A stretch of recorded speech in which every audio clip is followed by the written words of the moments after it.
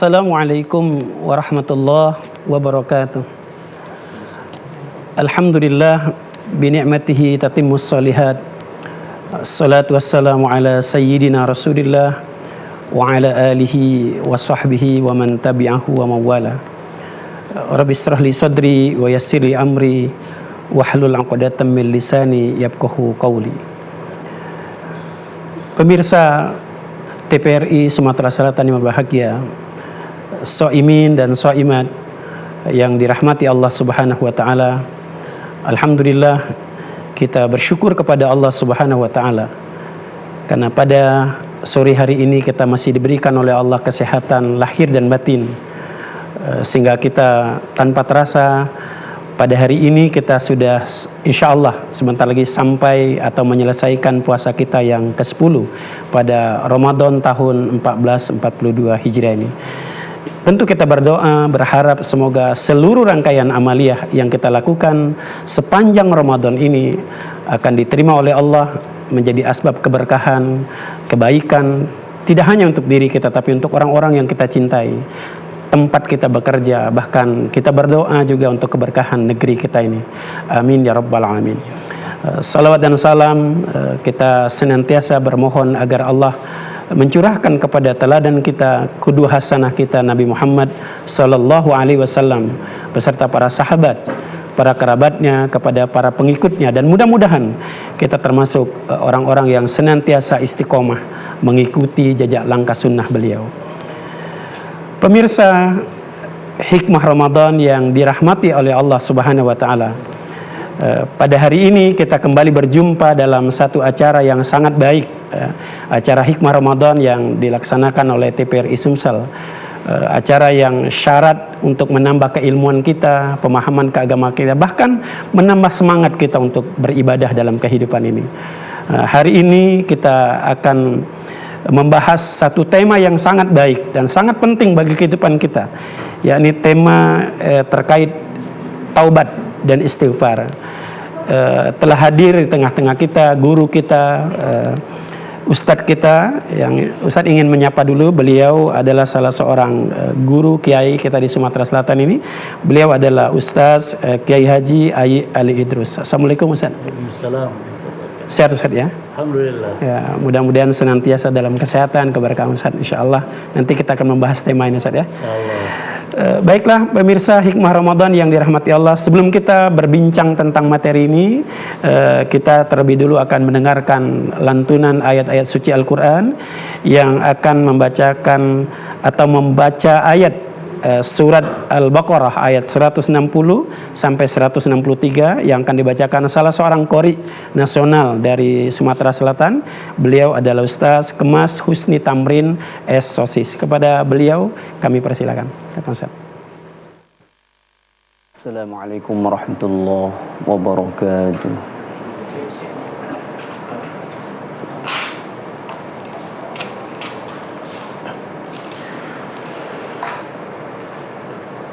أعوذ بالله من الشيطان الرجيم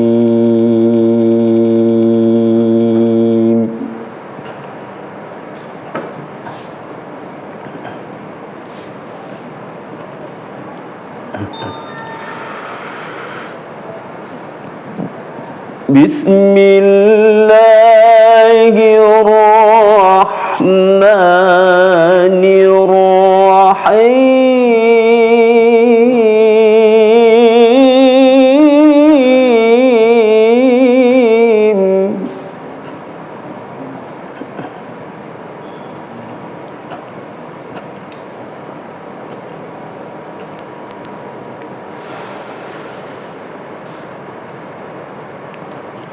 إلا الذين تابوا وأصلحوا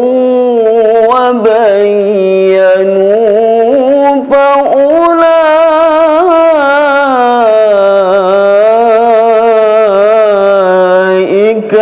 أتوب عليهم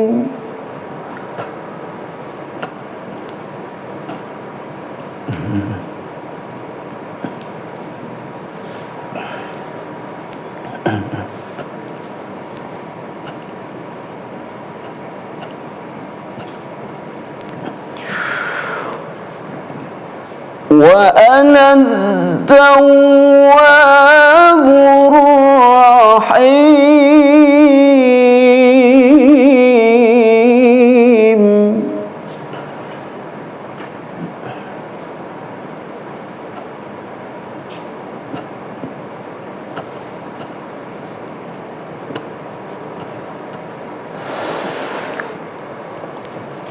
Innal ladzina kafaru wa matu wa hum kuffar.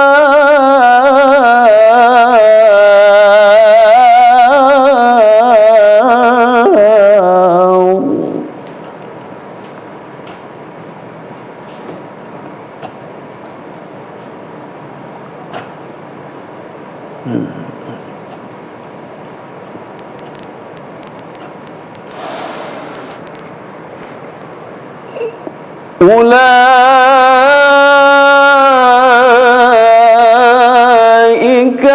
alaihim la'natullahi wal malaikati wan nasi ajma'in.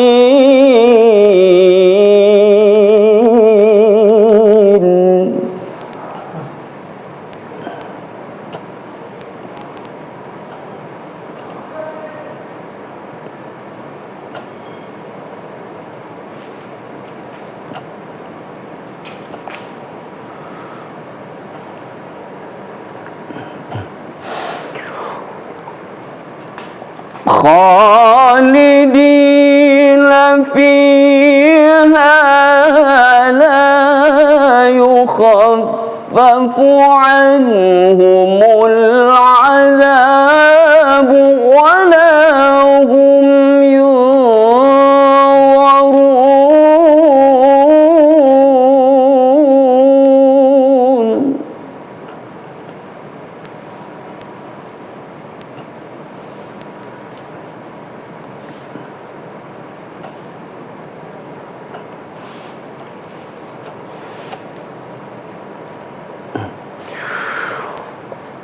Wa ilahukum ilahu wahid.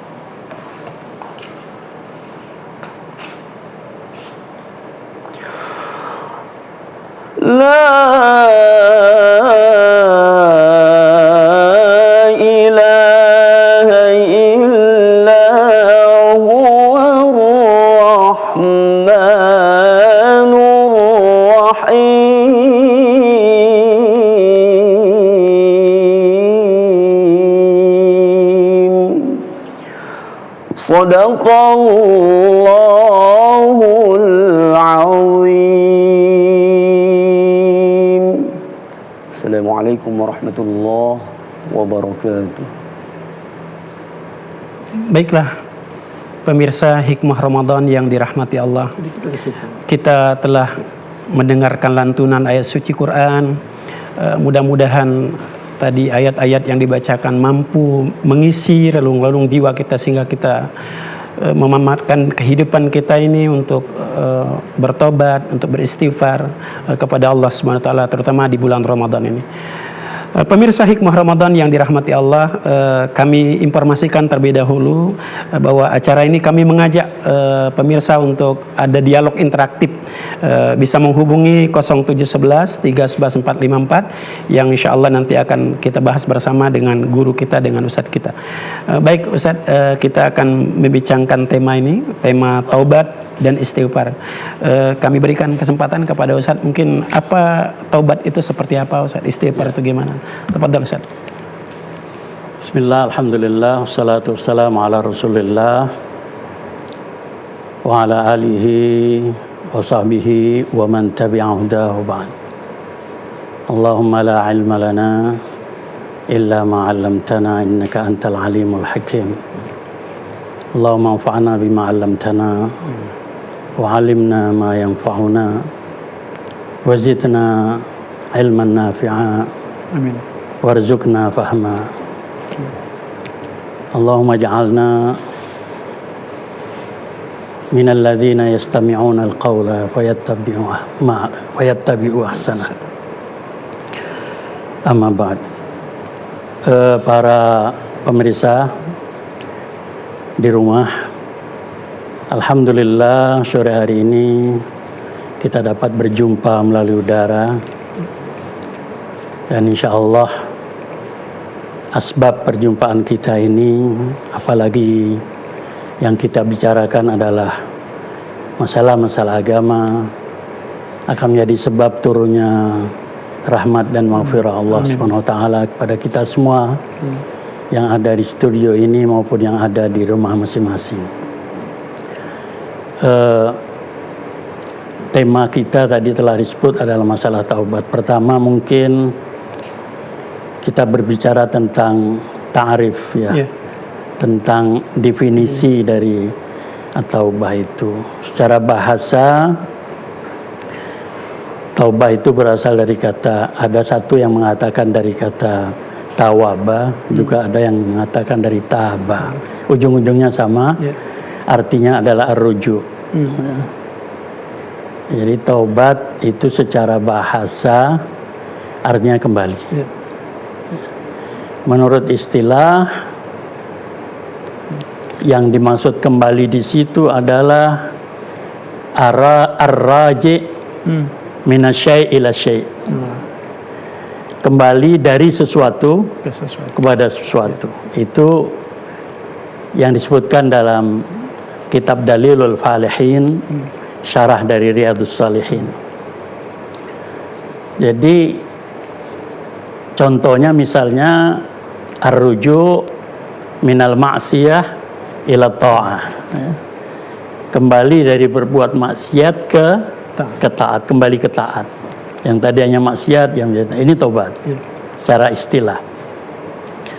Ar-ruju min awsafil madmumah ila awsafil mahmudah. Kembali dari melakukan atau bersifat dengan sifat-sifat yang tercela kepada sifat-sifat yang terpuji. Ar-ruju mimma nahallahu an ila amrih. Jadi kembali dari apa yang dilarang Allah Subhanahu wa taala untuk dilakukan kepada perintah-perintahnya, kepada melakukan perintah Allah Subhanahu wa taala. Walhasil secara umum tobat ini bisa dimaknai kembali dari perbuatan yang tidak baik ke perbuatan yang baik. Ya, perbuatan yang tidak baik ke perbuatan yang baik. Kemudian tentunya kita ingin tahu bagaimana syarat taubat itu. Syarat taubat itu ya. Di dalam kitab Riyadhus Shalihin bab taubah, bab yang kedua dalam kitab itu yang ditulis oleh Imam An-Nawawi, itu disebutkan bahwa bertobat yang pertama syaratnya adalah ayyuqli minal ma'siyah, ya. Ayyuqli minal ma'siyah, Yukli ini diartikan sebagai, bisa diartikan dengan yang qati', artinya berhenti dari atau memotong. Qata'a ada artinya memotong, artinya berhenti dari melakukan perbuatan maksiat. Itu yang pertama. Berhenti dulu. Ya. Kalau belum berhenti belum dinamakan tobat. Ya. Kemudian yang kedua, ayandam alaiha. Jadi menyesali perbuatan maksiat itu. Sebab zaman ini Ustaz, banyak wong yang justru bangga dengan dosa. Dengan maksiatnya. Dengan maksiat. Iya. Buka-bukaan aurat, bahkan dijadikan kontes. Gitu. Dia bangga, bukannya merasa menyesal dengan perbuatan-perbuatan maksiat yang dilakukannya. Baik Ustaz, nanti kita lanjutkan. Kita lanjutkan, ada baru dua nih Ustaz. Iya betul. Insyaallah nanti kita akan lanjutkan. Baik pemirsa Hikmah Ramadan, sebelum kita lanjutkan kita ikuti dulu iklan yang akan berikut.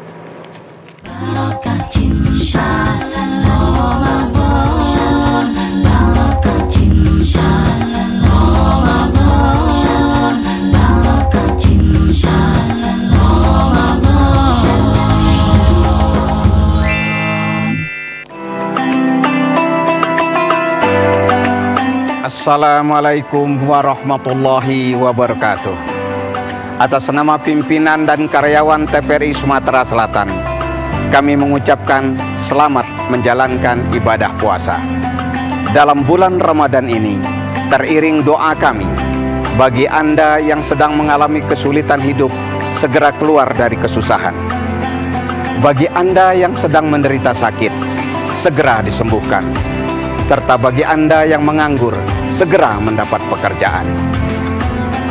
Teriring doa juga bagi Anda yang beruntung dan berkecukupan, semoga Allah Subhanahu wa Ta'ala melimpahkan rahmatnya. Pada prinsipnya manusia hanya berikhtiar dan berdoa. Tuhanlah yang menentukan. Selamat berpuasa.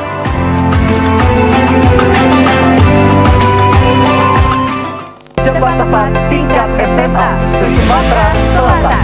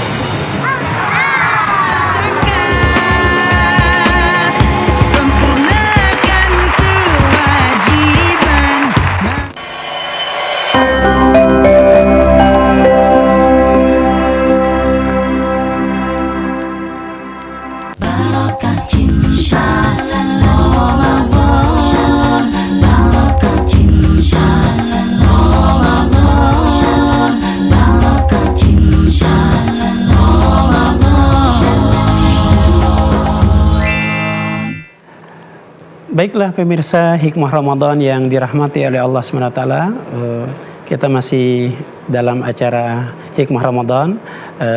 Kembali kita mengingatkan bahwa tema yang akan kita bahas ini adalah taubat dan istighfar. Tadi sudah disampaikan oleh Ustadz kita, ada dua yang sudah beliau sampaikan, tadi sempat terpotong Ustadz ya. Jadi tadi syaratnya Ustadz harus betul-betul memutus Ustadz ya. Yang kedua menyesal. Tadi saya mengatakan banyak orang yang bangga Ustadz ya. Silakan Ustadz, mungkin dilanjutkan. Ya, jadi yang pertama tadi memutus ayukle. Kemudian yang kedua yandam ala fi'liha, menyesal atas perbuatan yang dilakukan. Kemudian yang ketiga ayyazima alla ya'uda ilaiha abadan. Dia bertekad berazam betul-betul untuk tidak mengulanginya selama-lamanya. Ya. Jadi berhenti, menyesal, kemudian bertekad untuk tidak mengulangi. Kalau salah satu dari tiga ini tidak ada, la tasih taubatuh. Ulama sepakat mujma' alaih ini. Ulama sepakat bahwa tidak diterima taubatnya, ya. Taubatnya ditolak oleh Allah Subhanahu wa taala. Menyesal tapi tidak berhenti. Masih terus melakukan. Malah bangga. Ada nyesal sebentar baik. Dengar ceramah nyesal, habis itu masih melakukan terus. Ya. Kemudian tadi dia masih ngulang lagi. Ya. Itu taubatnya tidak diterima, jadi ditolak. Mana supaya diterima, ngulang lagi. Bertaubat kepada Allah dengan 3 persyaratan itu. Nah, 3 persyaratan ini khusus untuk hubungan hamba dengan Tuhannya. Jadi sebenarnya lemah dengan Allah nih. Karena cuma nyesal sudah kita nyesal. Contoh misalnya tidak sholat, ya, kemudian kita nyesal. Kemudian berhenti dari tidak sholat lagi, akhirnya sholat lagi. Kemudian berniat untuk terus melakukannya, selesai urusannya dengan Allah Subhanahu wa taala, maka Allah akan terima taubat dia, ya. Imma dia melakukan memperbanyak sholat sunat untuk nutupi kekurangan sholat wajib, atau menurut satu pendapat dia bisa mengqadha sholatnya yang hilang. Kemudian kalau hubungannya dengan manusia ditambah 1. Ya, ditambah 1. Jadi lebih berat kalau dengan manusia. Kalau kesalahan dia menyangkut hal-hal yang berhubungan dengan malan, dengan harta, dengan uang, maka dia harus mengembalikan uang itu harus dikembalikan. Misalnya dia utang, ya. Utang karena sudah lama, mungkin pikirnya yang ngutangi lupa, ya. Terus akhirnya dia pura-pura lupa juga, ya. Padahal biasanya orang utang itu tidak akan pernah lupa, ya. Dia ingat. Jadi dia harus kembalikan itu. Pertanyaannya kemudian, bagaimana kalau orang yang minjami uang kepada kita itu misalnya sudah meninggal? Maka ya kepada ahli waris. Ahli warisnya nggak ada. Nah, ini masalah lagi kan. Ahli warisnya nggak ada. Kalau di dalam daulah Islamiyah itu diserahkan kepada qadhi atau ke Baitul Mal. Ada Baitul Mal. Ada Baitul Mal. Kita tidak ada Baitul Mal. Jadi untuk kepentingan kemaslahatan orang banyak. Kalau itu di kita tidak ada, ya ulama mengatakan bahwa sedekahkan saja dan diniatkan untuk orang yang ngutangi. Misalnya sedekahnya yang kira-kira amalnya itu jariah. Amalnya terus ngalir. Ya. Untuk bantu masjid, bangun masjid, ya, untuk beli Al-Qur'an yang dibaca, untuk bantu madrasah. Maka terbayar sudah, ya, utang dia dengan orang itu. Kalau tidak, maka belum diterima tobatnya oleh Allah Subhanahu wa taala. Jadi lebih berat lagi. Jadi ini yang bisa cuma minta ampun Allah tidak bisa. Tidak bisa. Jadi belum diampuni kalau dia belum balikin utangnya. Ya. Kemudian kalau yang menyangkut dengan menuduh seseorang melakukan perbuatan, kalau dicontoh di kitab itu perbuatan zina. Tapi perbuatan apa saja saya kira bisa analogikan itu. Tuduhan maksudnya? Iya, maka dia harus mencabut tuduhan itu. Masya Allah. Dia harus mencabut tuduhan itu, menuduh si fulan itu ini, gitu ya. Dan tuduhan itu berakibat kepada kehormatan orang itu, Nama baiknya. nama baiknya. Iya betul. Jadi semacam pembunuhan karakter. Iya. Dan orang banyak kemudian menilai orang itu tidak, seperti jelek. yang dia ceritakan, jelek itu, jelek itu. Makanya dia harus cabut dan dia harus minta maaf kepada orang tersebut. Dia harus memulihkan nama baiknya. Betul, memulihkan nama baiknya. Itu yang berat Ustaz. Berat. Iya. Ya, memulihkan nama. Hampir sama dengan yang misalnya yang menyangkut ghibah. Iya. Ghibah ini Masya Allah, ya, para ulama mengatakan ghibah itu seperti buah yang ranum. Ya. Jadi yang lemaknya yang dimakan. Apalagi kalau ketemu kawan yang cocokan. Jadi. Ya. Jadi dia harus meminta maaf kepada orang itu dan harus menyebutkan hal-hal yang baik. Ghibah itu kan menyebut hal yang buruk terhadap seseorang. Diganti. Akhoka fima yakrah. Menyebut keadaan temannya, saudaranya, hal-hal yang dia tidak senang mendengarkannya itu. Ya. Maka dia minta maaf dan mengganti bukan hanya dengan orang itu. Ustaz, Tapi oke. Kita potong saja. Oke. Kita silakan. Assalamualaikum.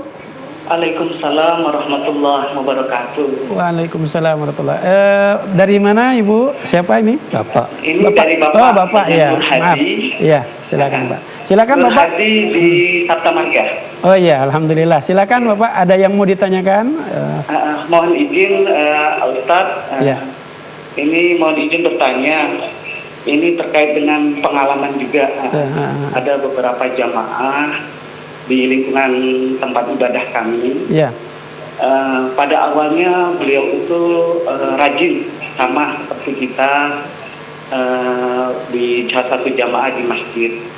Tapi seiring dengan waktu tiba-tiba dia seperti menjauh gitu, seperti tidak mau ke masjid lagi atau kita juga tidak tahu, mudah-mudahan dia tetap sholat ya. Iya. Dan apa penyebab seperti itu Pak Ustadz? Sepertinya kita itu kadang iman itu naik dan turun. Oh iya. Begitu juga ada teman-teman yang di lingkungan kami itu sempat terjerat narkoba misalnya. Beliau sudah berusaha untuk bertobat, bahkan ikut pengajian dan melaksanakan sholat 5 waktu lah sama-sama kita di situ. Tapi seiring dengan perkembangan dakwah ini semakin menjauh juga, seperti sudah tidak sholat juga. Nah, maksud kami itu apakah ini yang dikatakan tobat salah satu tobat yang tidak diterima? Itu yang pertama pertanyaannya. Yang kedua, bagaimana kita ini tetap istiqomah dengan niat awal bertobat itu sampai insya Allah sampai akhir hayat ya. Itu apa yang bisa kita lakukan untuk menjaga istiqomah itu Pak Ustaz? Mungkin itu saja dua pertanyaan itu. Terima kasih. Baik. Terima kasih Pak Nur Hadi, pertanyaannya sangat baik. Mudah-mudahan menjadi sebab keberkahan untuk semua kita. Ustaz, ini tadi sudah dengar dua pertanyaan. Silakan Jadi Ustaz. Pak Nur Hadi, terima kasih pertanyaannya. Memang di dalam agama kita kan mengenal istilah al-iman yazdad wa yanqus. Iman itu bisa bertambah dan bisa berkurang. Ya. Ada kalanya ketika bertambah dia rajin ibadat. Biasanya kalau habis dengar ceramah itu semangat naik, yazid. Tapi ketika lama tidak lagi dengan ceramah, kemudian bergaulnya dengan orang-orang yang tidak soleh, katakanlah begitu, maka biasanya dia terjebak pada perbuatan yang tidak baik lagi yang dulu pernah dilakukannya. Ya. Dalam hal kasus ya seperti yang terjadi di Masjid Bapak itu masih perkiraan kita ya. Jadi kita pertama husnudzon dulu, boleh jadi dia ada problem rumah tangga yang berat, yang tidak bisa dipecahkan, dan dia kemudian mencari jalan keluar dengan caranya sendiri. Gitu ya. Tidak ke masjid malahan gitu, katanya sudah ke masjid, macam-macam itulah. Ya. Atau yang narkoba tadi. Ini menjadi tanggung jawab kita semua. Ya. Jadi sebenarnya masjid itu memang mempunyai tanggung jawab, bukan sekedar menyelenggarakan ibadah mahdhah, betul, Ustaz. tetapi juga mempunyai kewajiban untuk menjaga keimanan katakanlah, atau istiqomahnya jemaah untuk bisa ke masjid. Sehingga ketika kelihatannya kok tidak ke masjid, alangkah baiknya, walaupun kadang-kadang kita ini lemak tak lemak gitu ya, kita datangi, ngobrol, ada apa Pak, boleh jadi ada yang bisa kita bantu, kita nak bantu. Dengan begitu, kalaulah dia ada dalam kesulitan, dia merasa ada kawan, ada yang peduli, ada yang empati, ada yang peduli dengan dia. Betul. Dan itu kemudian insya Allah akan mengembalikan semangat lagi untuk ibadah. Kadang-kadang kan kita ini, mohon maaf ya, nafsi-nafsi gitu ya. Pokoknya kita sudah gitu ya. Kita sudah melakukan sholat, terutama lingkungan jamaah itu. Jadi ada pengurusnya, kan masjid ini ada ketuanya, ketua masjidnya atau dengan seksi peribadatannya. Mendatangi orang itu, ngobrol santai aja, jangan sampai menyebut dulu kepada masalah, pokok masalah, baru kemudian. Kalau ternyata kita sudah datangi berkali-kali dan dia ternyata tidak kembali, ya sudah, kita kewajiban kita sudah lepas. Dan tadi urusan dia dengan Allah, berarti dia masih belum menyesal atau masih terus, padahal sudah bertekad untuk tidak mengulangi. Berarti ini mungkin pertanda yang tadi beliau sampaikan, saya bahwa bisa jadi pertanda tobatnya belum diterima. Terus yang tadi saya terkait, gimana biar kita ini istiqomah nih, Ustaz? Iya. Jadi Imam Ghazali itu pernah mengatakan bahwa hati ini ibarat tanaman. Jadi kalau tidak disiram, maka hati ini menjadi keras. Qalbul qasi. Masya Allah. Hati itu menjadi keras. Dan hati yang keras akan mudah masuk bisikan-bisikan setan. Bisikan setan. Boleh kita potong, Ustaz ya? Iya, silakan. Assalamualaikum. Waalaikumsalam warahmatullahi wabarakatuh. Ya, alhamdulillah. Bapak dari siapa dan di mana, Pak? Pak Amit dari Palembang. Oh iya, Pak Amit dari Palembang. Ya silakan Bapak. Ada yang mau ditanyakan? Silakan. Ya, terima kasih. Assalamualaikum warahmatullahi wabarakatuh. Waalaikumsalam warahmatullahi wabarakatuh. Saya ingin menanyakan masalah taubat ini, Pak ya. Iya. Apakah ada jumlah maksimal rakaat untuk salat taubat, Pak? Itu yang pertama. Kemudian yang kedua, kira-kira waktu yang paling mustajab, Pak, untuk melaksanakan sholat taubat itu waktu kapan gitu kan? Kalau kayak tahajud kan sepertiga malam, gitu yang. Nah, yang sholat taubat ini waktunya kapan gitu yang paling dianjurkan gitu kan? Kemudian yang ketiga, di dalam melaksanakan sholat taubat itu, apakah ada ayat-ayat khusus yang harus kita baca, dan apakah ada juga doa-doa khusus yang harus kita baca, atau kita bisa saja umpamanya berdoa dengan bahasa Indonesia. Itu saja Pak Ustaz. Sebelumnya saya ucapkan terima kasih. Assalamualaikum warahmatullahi wabarakatuh. Waalaikumsalam warahmatullahi wabarakatuh. Terima kasih Pak Amir. Mudah-mudahan pertanyaan Pak Amir menjadi sebab keberkahan untuk kita semua. Ini bagus sekali pertanyaan. Tapi yang tadi sudah selesai saja. Yang istiqomah. Tadi belum, masih. Nah, kita lanjutin dulu. Kita lanjutkan dulu sedikit istiqomah. Masalah istiqomah tadi. Imam Ghazali mengatakan bahwa hati ini ibarat pohon. Kalau dia tidak disiram, maka dia akan layu. Kering maksudnya? Kering. Kering ya, kalau hati jadi kering, qalbul qasi, hatinya keras. Dan kalau keras ya namanya suatu bola, kalau keras kita lemparkan kepada sesuatu yang keras, dia akan mental, nggak akan masuk lagi ke situ. Nah, sehingga perlu adanya pengalaman keagamaan diperbanyak, mendengar ceramah agama, membaca Al-Quran, bergaul dengan orang-orang soleh, ya, rajin jamaah di masjid, hadir di majelis ta'lim, rajin di majelis ta'lim, majelis zikir, ya. Maka insya Allah di majelis-majelis itu kita hadir saja tanpa kita sadari kita sudah mendapatkan rahmat dari Allah Subhanahu wa Ta'ala. Amin. Dan kita duduk bersama malaikat. Bahkan Allah membanggakan kita di depan malaikat Allah di langit sana. Jadi luar biasa. Dengan begitu insya Allah Pak Nur Hadi diperbanyak saja, dan saya yakin Pak Nur Hadi sudah melaksanakan itu. Kita terus laksanakan, dan itu namanya istiqomah. Mudah-mudahan Ustaz ya. Insya Allah istiqomah. Nah ini Ustaz, pertanyaan Pak Amir nih Ustaz. Ya, jadi terkait tentang sholat taubat Ustaz. Jadi waktu yang terbaik, doanya, berapa rakaatnya nih Ustaz. Ustaz. Terima kasih Pak Amir. Pak Amir. Pak Amir ya. Pak Amir ini Masya Allah, saya belum nyampaikan sudah ditanya.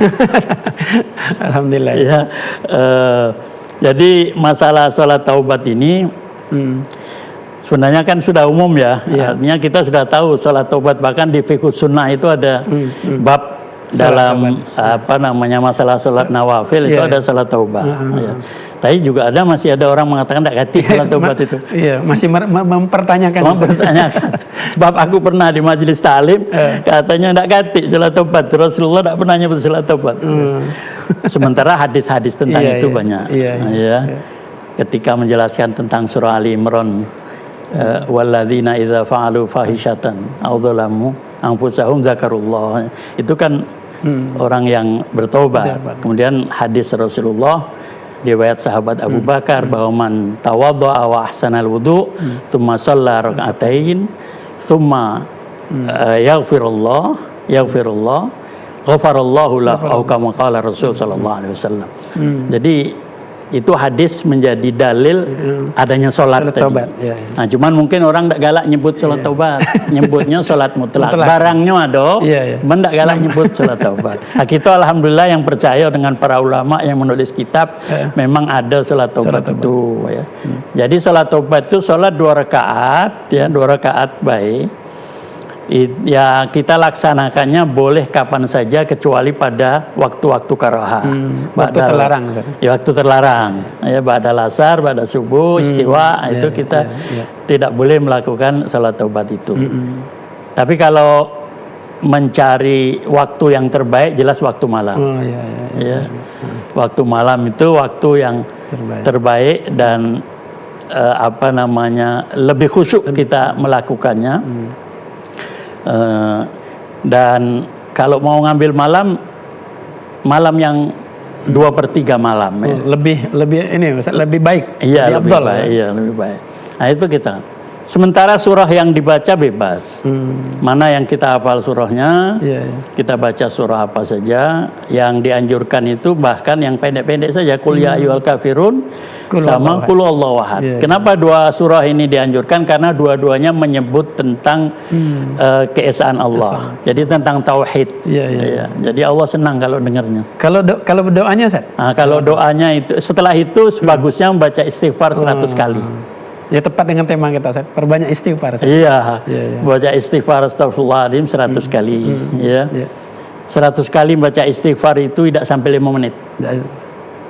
Ana pernah nyoba. Tidak sampai 5 menit. Astagfirullahaladzim wa atubu ilaih, astagfirullahaladzim wa atubu ilaih. Itu sebentar saja selesai. Jadi sebenarnya masalahnya mau atau tidak mau saja kita. Kemudian bacaan lain ya bacaan tasbih. Ada juga bacaan Allah inni kuntu minadh dhalimin. La ilaha illa anta. La ilaha illa anta subhanaka inni kuntu minadh dhalimin. Itu pengakuan bahwa kita memang dalam keadaan dosa. Baca sebanyak-banyaknya. Kalau disebut di sana 100 kali. Kemudian ditutup dengan doa. Doanya yang paling bagus Sayyidul Istighfar. Mungkin dibacakan Ustaz ini. Allahumma anta rabbi. La ilaha illa anta.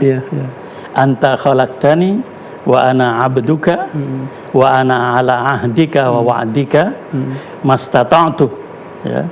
Wa a'udzu bika min syarri ma sana'tu. Abu'u laka abu'u laka binikmatika alayya wa abu'u bidhanbi faghfirli fa innahu la yaghfiru dzunuba illa ant. Ya, ya. Apa namanya? Ini doanya. Itu pengakuan, Allahumma Ustaz. anta rabbi. Ya. Ya Allah, Engkau adalah Tuhanku. Pengakuan dulu kita sebagai seorang hamba. Ya. Bahwa seorang hamba, dan Allah paling senang itu. Ya. Kalau kita mengaku diri kita seorang hamba, bukan mengaku dengan kibria. Makin kita hina, makin Iya, makin senang. Makin merunduk kita makin Masya senang. La ilaha illa anta. Tidak ada Tuhan selain Engkau. Dan tidak ada pula tempat meminta selain Engkau. Ya, ya. La ilaha illa anta. Khalaqtani wa ana abduk. Engkau telah menciptakan. Engkau lah yang menciptakan aku dan aku adalah hambamu. Aku tetap menjadi hambamu ya Allah. Ya. Ya. Kemudian ana apa namanya? A'udzubika min Bukan, sebelumnya itu. syarri wa ana ala ahdika. Wa ana ala ahdika wa wa'dika.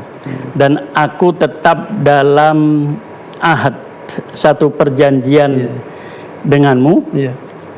Wa ala ahdika, dan aku yakin dengan janjimu juga untuk aku. Iya. Sehingga ketika kita melaksanakan apa sih janji kita kepada Allah SWT, tanpa kita sadari sebenarnya di dalam alam arwah kita sudah berjanji hanya mengesahkan Allah, hanya mentauhidkan Allah Subhanahu wa Ta'ala. Gimana itu ayatnya dalam surah Araf? 107 dia. Alastu bi rabbikum. Alastu bi rabbikum, ya. Bukankah aku Tuhanmu? Qalu bala. Ya. Syahidna. Jadi kita ini sebenarnya sudah mengikrarkan, mentauhidkan Allah Subhanahu wa Ta'ala. Ya. Jadi janji kita harus kita penuhi, apa itu? Selama kita bisa melakukannya, mastata'tu. Kemudian, ya. Ustaz, nanti kita lanjutkan Ustaz, perbincangan kita makin menarik nih. Oke. Alhamdulillah. Baiklah pemirsa Hikmah Ramadan yang dirahmati Allah, nanti kita lanjutkan. Namun sebelumnya kita ikuti dulu pariwara yang akan lewat.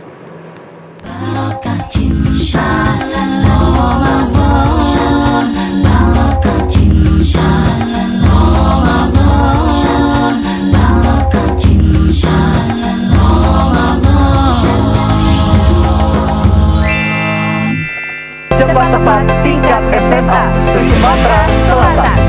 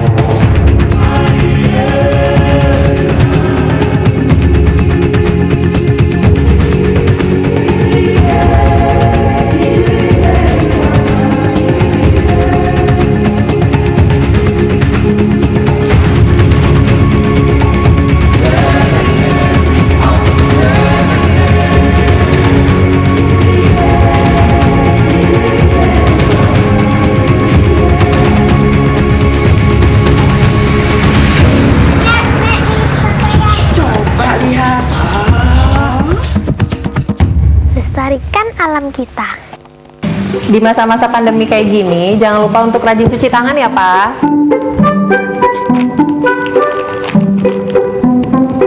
Pak, hand sanitizer kita habis loh. Nanti jangan lupa beli ya. Tenang, Ma. Papa masih punya satu lagi kok. Aman. Hai, sayang. Pak, jangan lupa jaga jarak ya, Pak. Iya, kalian berdua belajar ya? Iya. Ya udah, belajar yang benar ya. Iya. Papa tinggal dulu ya.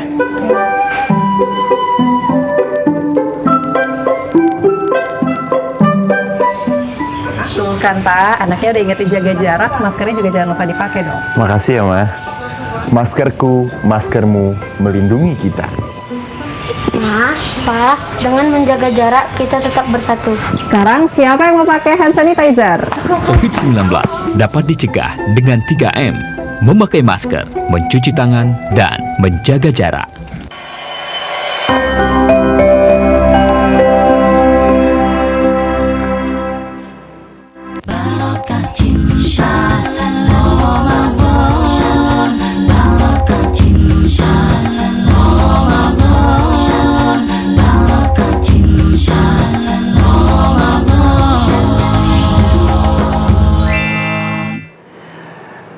Baiklah pemirsa Hikmah Ramadan yang dirahmati Allah SWT, kita masih bersama dalam acara ini.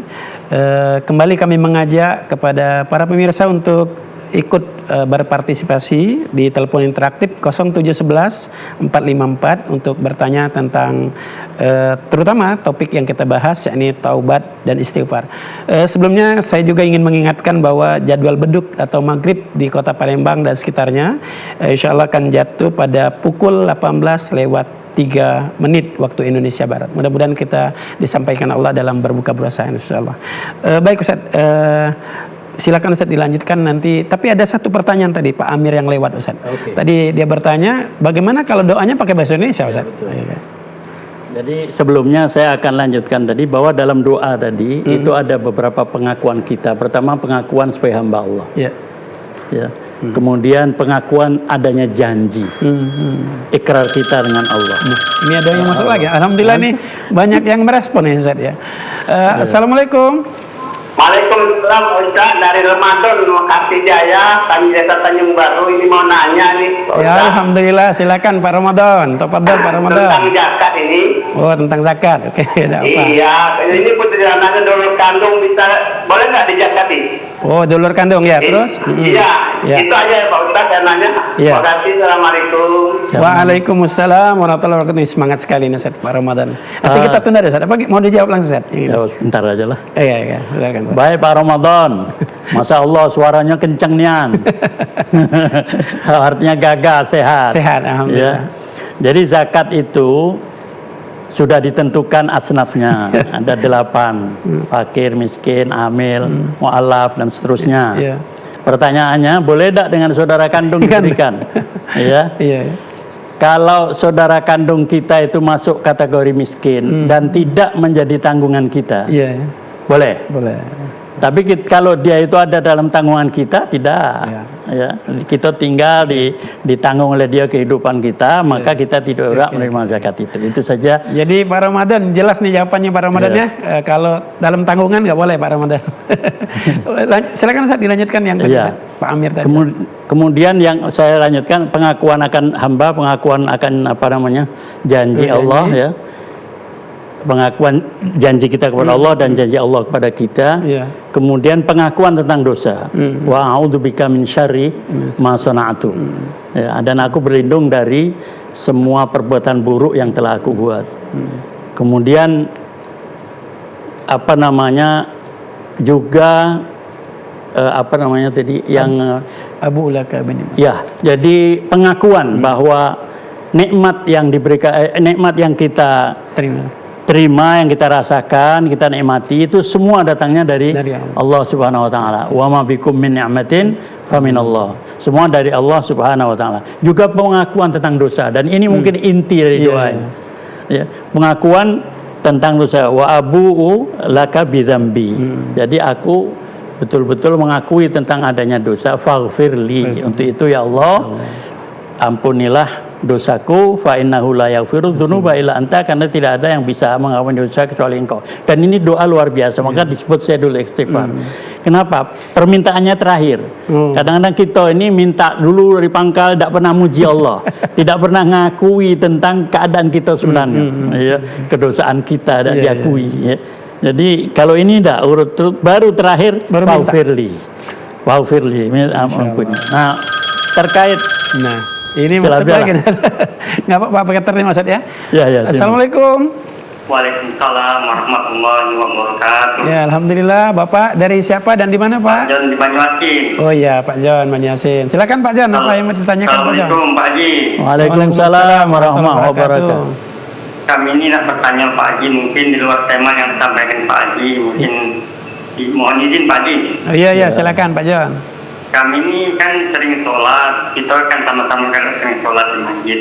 Waktu ketika kita baca rakyat akhir, misalnya kan Pak Haji, ngapa telunjuk itu dimain-mainkan orang itu Pak Haji?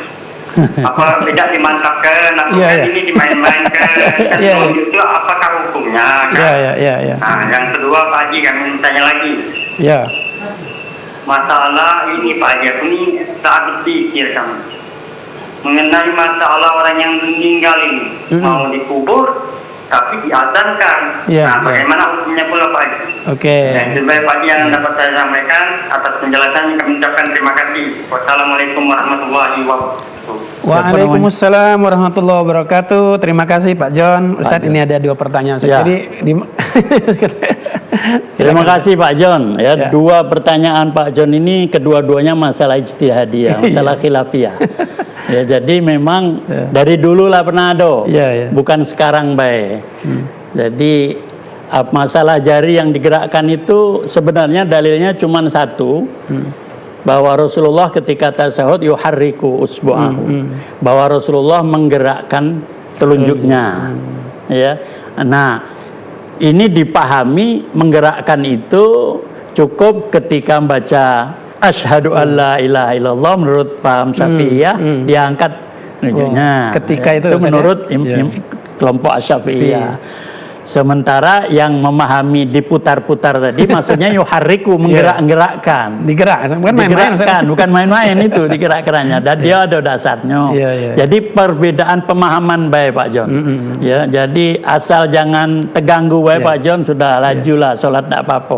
Kalau rasa terganggu pindah. Jangan deket dia. Jangan dijingoi Ustaz. Jangan jingoi dan tidak usah disalahkan. Sudah kita diem baik. Yang kedua Ustaz, tentang azan tadi Ustaz. Tentang yang azan tadi. Ini juga sudah menjadi tradisi kita yang umum di masyarakat kita, terutama masyarakat kaum tua, bahwa adanya azan ketika dikuburkan jenazah. Secara secara tegas tidak ada memang dalil azan di kuburan itu, ya. Cuman dikiaskan dengan dalil waktu lahir anak. Tujuannya untuk mengusir setan. Nah, jadi waktu azan itu dia begitu, maksudnya mengusir setan dari kuburan itu. Karena azan itu bukan hanya mengajak orang sholat. Ada badai, ada angin ribut, ada macam, kita dianjurkan untuk azan. Nah, itu harus kita pahami seperti itu. Tapi ada juga yang tekstual, artinya kalau tidak ada dalilnya dia tidak melakukan. Ini juga masalah khilafiyah Pak John.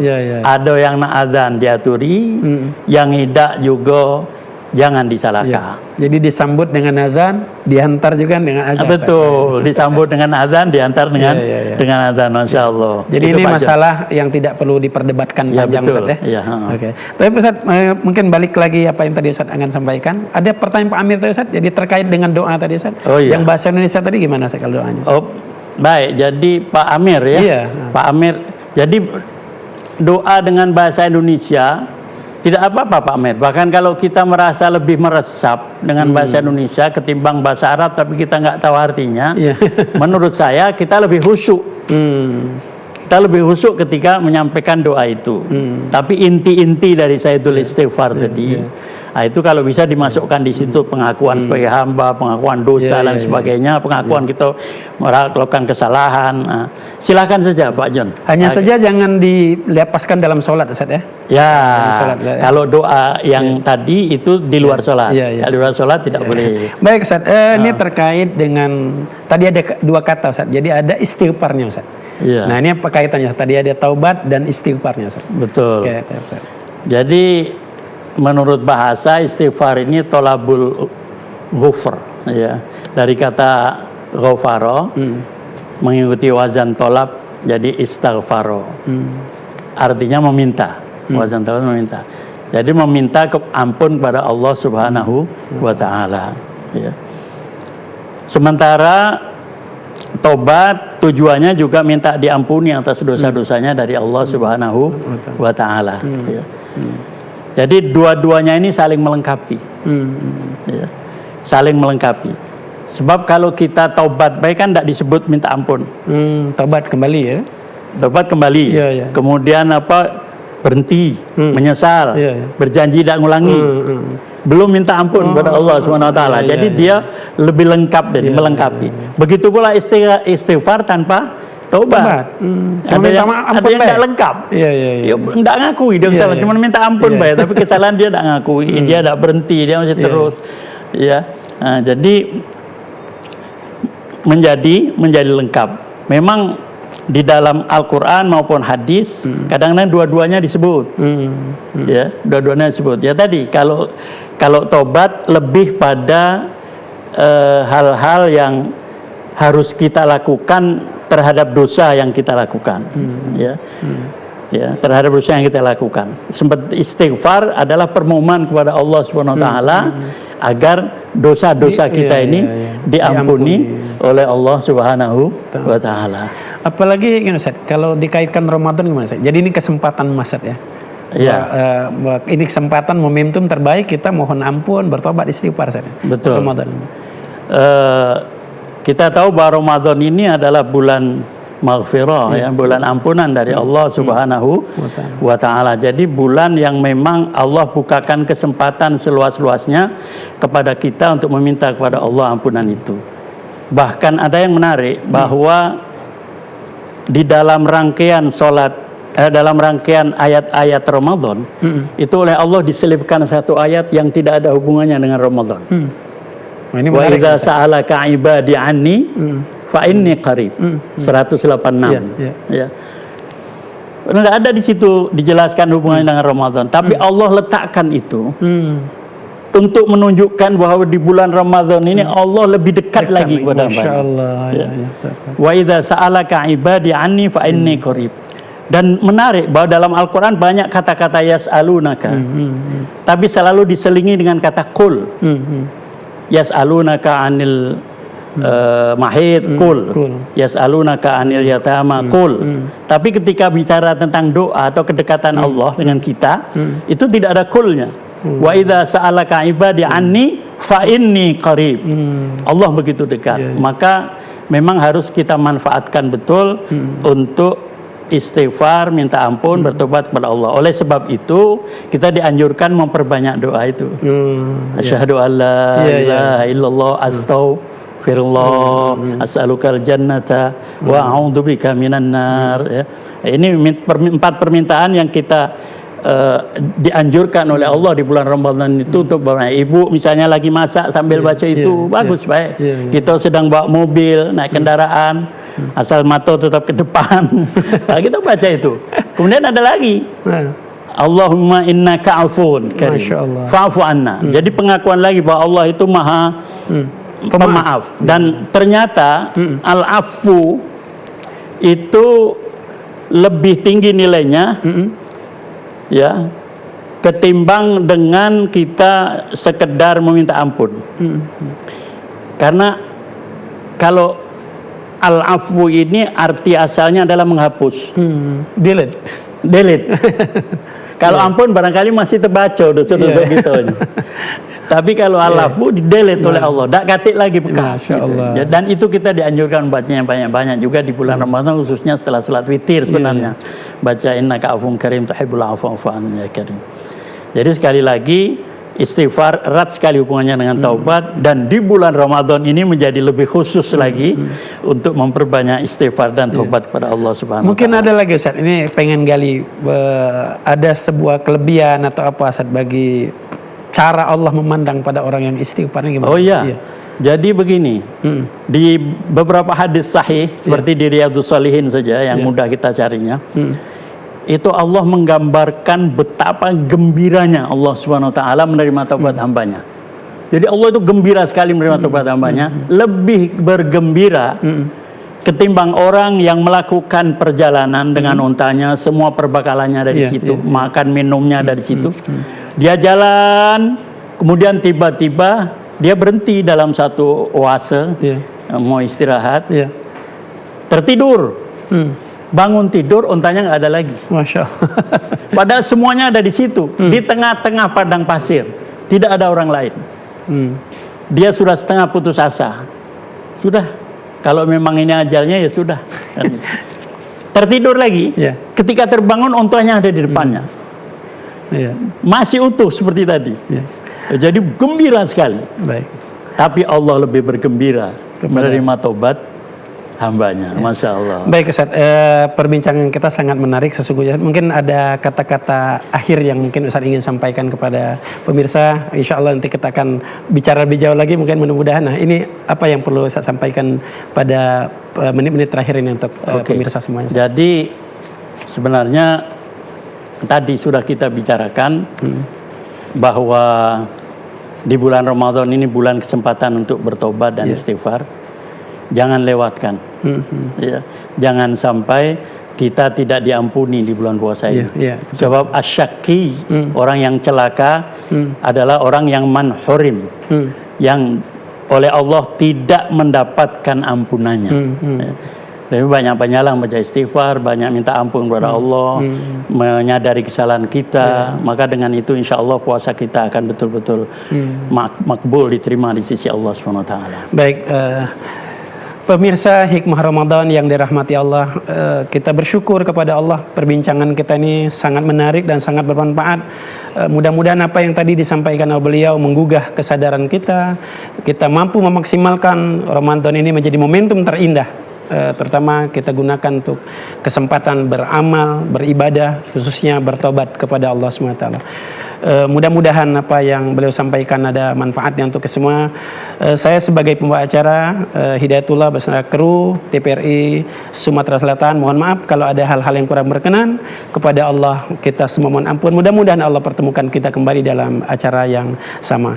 Sekian, terima kasih. Assalamualaikum warahmatullahi wabarakatuh. Waalaikumsalam warahmatullahi wabarakatuh. Tidak terasa, Iya, aku ujian panjang.